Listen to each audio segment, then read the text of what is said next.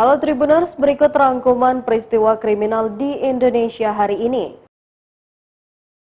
Berita pertama, beredar video dua jambret jatuh tersungkur setelah tukang parkir menendangnya di Jalan Arifin Ahmad, Pekanbaru pada Sabtu 28 Mei 2022. Dalam kamera CCTV mobil terlihat abang tukang parkir memandu mobil untuk keluar. Sesampainya di pinggir jalan, abang tukang parkir dengan berhati-hati mengarahkan sopir untuk keluar jalan dengan aman. Tiba-tiba terdengar suara teriakan korban minta tolong. Dengan gerakan cepat, abang tukang parkir melakukan tendangan maut untuk menjatuhkan pelaku jambret. Sepeda motor yang dikendarai kedua jambret langsung oleng. Kedua pelaku jambret itu berlari menyelamatkan diri, sedangkan sepeda motornya ditinggalkan begitu saja di pinggir jalan. Abang tukang parkir lalu membawa sepeda motor pelaku jambret ke depan ruko tempat ia parkir. Tak lama berselang, sekumpulan warga lalu berlari untuk menangkap kedua pelaku jambret tersebut. Kedua pelaku jambret akhirnya ditemukan di semak-semak di Jalan Rawa Indah. Pelaku jambret lalu dilucuti dan keluar tanpa mengenakan kaos. Warga yang kesal tampak beberapa kali memukul pelaku saat akan diamankan ke mobil polisi. Beruntung aksi main hakim warga yang kesal dapat diredam oleh pihak kepolisian.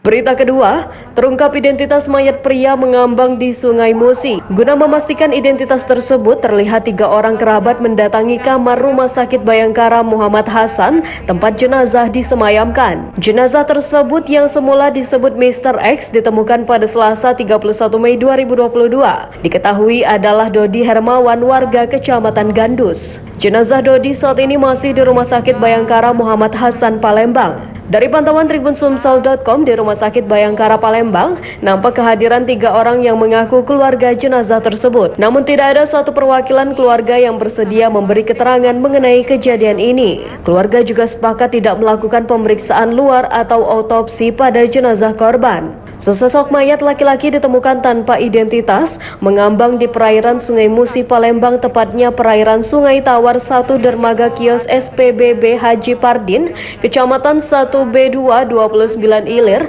pada pagi sekitar pukul 9.30 Selasa 31 Mei 2022. Korban ditemukan oleh seorang warga 29 Ilir Mastari yang tengah memancing di perairan sekitar lokasi yang ketika itu melihat tubuh mayat mengambang.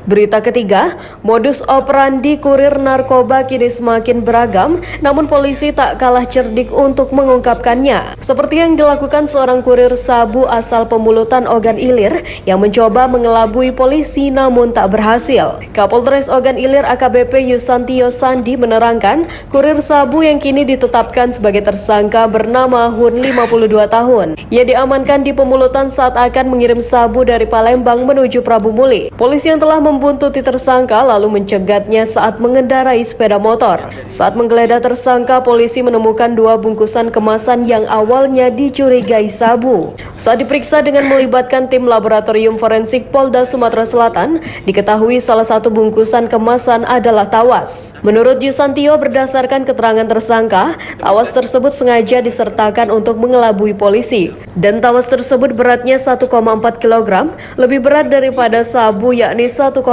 kg. Tersangka pun dijerat pasal 114 dan pasal 112 Undang-Undang Nomor 35 Tahun 2009 tentang narkotika dengan ancaman pidana penjara seumur hidup. Sementara tersangka awalnya mengaku tak tahu bahwa bungkusan kemasan yang dibawanya adalah sabu. Namun tersangka juga mengaku dijanjikan upah 10 juta rupiah untuk mengantar barang tersebut kepada pemesan. Pria yang merupakan residivis kasus narkoba ini mengaku menyesal akan perbuatannya. Berita keempat, RZ pasien ODGJ mengamuk di Desa Susupan dan Desa Cijengkol, Kecamatan Caringin, Sukabumi. RZ mengganggu orang yang sedang mengaji serta merusak kitab suci. Di desa lainnya, RZ mengamuk di sebuah warung. RZ nyaris saja diamuk massa dan mendapat luka bakar di lengannya. Saat ini RZ sudah dirawat di IGD Rumah Sakit Syamsuddin Sukabumi dan rencananya akan dikirim ke Cianjur untuk mendapat perawatan lagi. Ia sempat dirawat di Rumah Pulih Jiwa Ciranjang Cianjur selama 3 bulan dan sembuh. RZ lalu dipulangkan ke rumah orang tuanya di Bogor. namun ia kabur dari pantauan orang tua di Bogor. Ketua Yayasan Rumah Pulih Jiwa Ciranjang Cianjur, Rukman Syamsuddin, membenarkan kabar tersebut. Rukman mengatakan RZ nyaris menjadi bulan-bulanan warga di Sukabumi karena mengganggu pengajian dan merusak kitab suci. Tak hanya sampai di situ, RZ juga merusak barang-barang di sebuah warung di desa yang berbeda. Ia menceritakan awal tiba di Cianjur 3 bulan yang lalu, RZ juga kerap merusak barang. Namun setelah mendapat perawatan, ia dinyatakan sembuh dan dikembalikan ke keluarganya di Bogor. Demikian rangkuman peristiwa kriminal hari ini. Simak terus update berita terkini di YouTube dan Facebook Tribun Jambi.